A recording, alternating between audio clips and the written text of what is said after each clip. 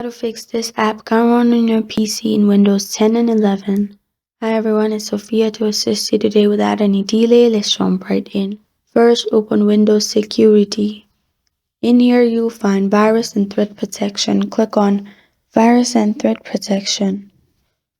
After clicking on Virus and Threat Protection, click on Quick Scan. Then go to App and Browser Control. Then Reputation-Based Protection Settings. Scroll all the way up till you find Check Apps and Files. Turn it off. After turning it off, simply go to Settings. In Settings, go to Update and Security and then go to For Developer. Click on Install Apps from any device and click on Yes. And then you're good to go. That's how you fix this app can't run on your PC in Windows 10 and 11. Thank you for joining me today. If this video helped you out, please leave a like and subscribe for more.